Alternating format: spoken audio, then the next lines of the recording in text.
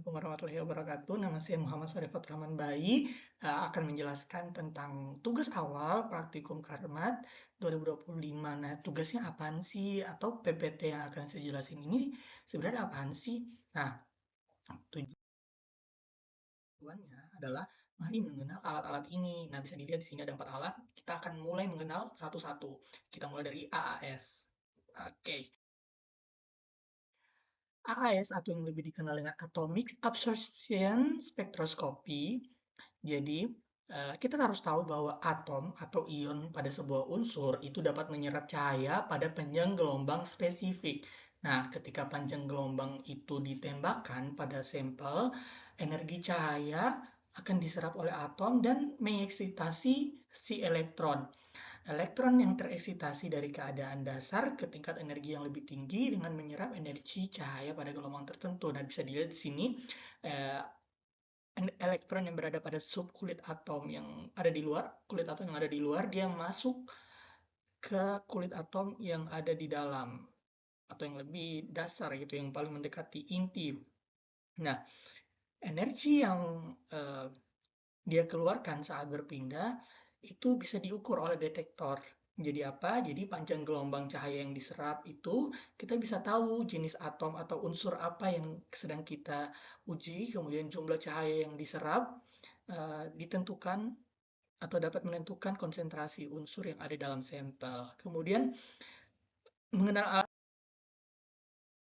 ini, nah di Atomic Absorption Spectroscopy atau AAS ini ada 6 alat yang bisa dilihat di gambar atas. Yang pertama ada alat untuk memasukkan sampel, sample introduction system, kemudian yang mana dimasukkan ke dalam burnier atau flame, nyala api, di mana di sini prosesnya disebut proses atomizer.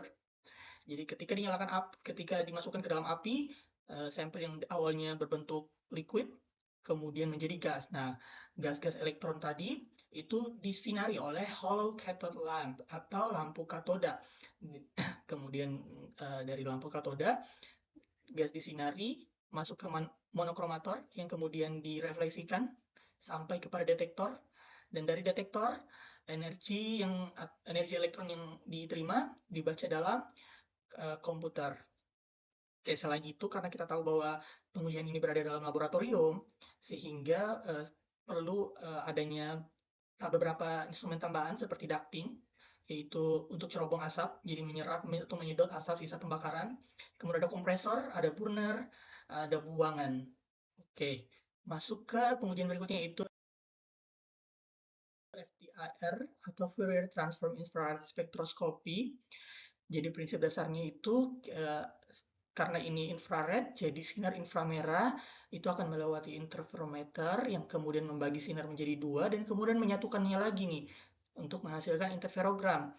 Interferogram kemudian dilewatkan melalui sampel, di sampel molekul menyerap sinar inframerah pada frekuensi tertentu sesuai dengan vibrasi molekul. Nah, kemudian dari detektor akan mengukur intensitas dari sinar merah, kemudian interferogram diubah menjadi spektrum inframerah, dan spektrum inframerah menunjukkan puncak serapan pada frekuensi tertentu yang sesuai dengan gugus fungsi dalam molekul. Oke, kemudian masuk ke pengenalan alat.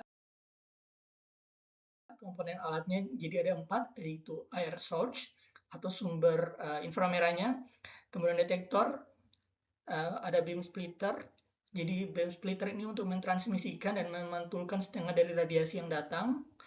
Kemudian ada Fourier transform, jadi untuk mengidentifikasi nilai diskrit retardasi dan kumpulan intensitas interferogram, sehingga perbedaan antara nilai retardasi yang berurutan tetap konstan. Jadi bisa dilihat dari source-nya, kemudian masuk ke interferometer, ditempelkan lagi di sampel, kemudian dari sampel masuk ke detektor, kemudian dibuat interferogram yang kemudian diinput di komputer, dan kita bisa tahu nih, spektrumnya itu menunjukkan gugus fungsi apa. Oke, kemudian masuk ke UV vis atau ultraviolet visible spectrophotometry. Jadi spektroskopi ini digunakan untuk memperoleh spektrum absorbansi suatu senyawa dalam larutan atau bentuk padat. Nah, secara spektroskopi yang diamati adalah absorbansi energi cahaya atau radiasi elektromagnetik yang menyebabkan eksitasi elektron dari keadaan dasar ke keadaan tereksitasi singlet pertama dari senyawa atau material tersebut. Nah, ini kebalikannya dari AAS. Jadi, elektron yang ada dalam kulit atom yang dalam dieksitasi keluar. Jadi, energi eksitasi sama-sama spektrometri. Jadi, energi yang dikeluarkan itu yang diserap oleh si detektor. Oh iya, kemudian masuk ke komponen alat. Komponen alatnya, jadi di sini saya bagi jadi tiga. Menurut sumber yang saya dapat ada tiga, yaitu single beam, double beam, dan simultaneous.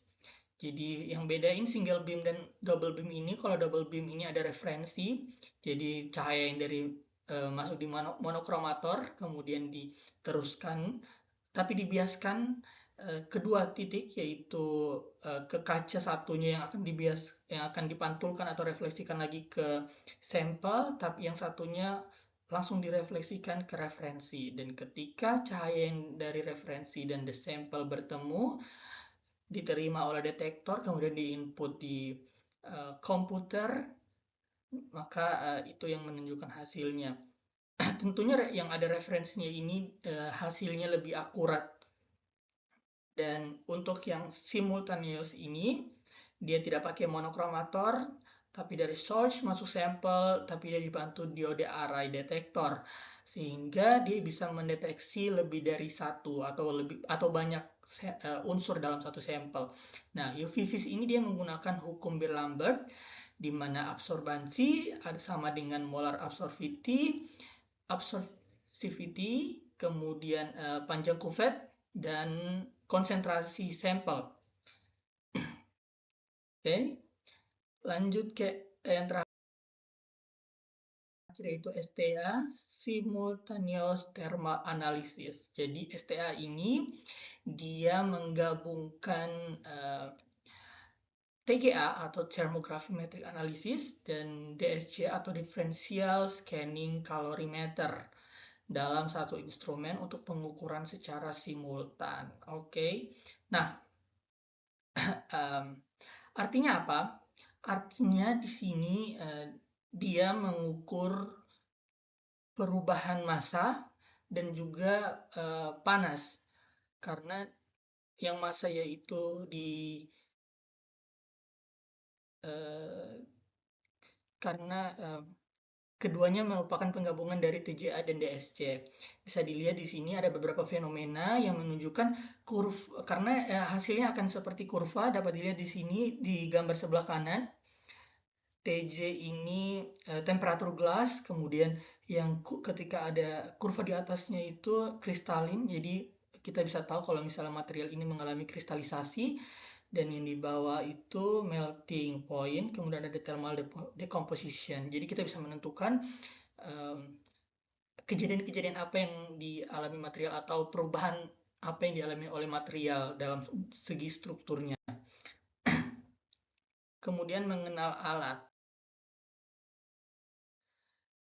Komponen alatnya di sini ada 4. Yang pertama timbangan mikro, kemudian sensor sampel dan referensi. Di sini sensor ini dilengkapi dengan termokopel diferensial yang mengukur perbedaan suhu antara sampel, kemudian perbedaan aliran panas, kemudian ada oven atau furnace, kemudian ada sistem manajemen gas.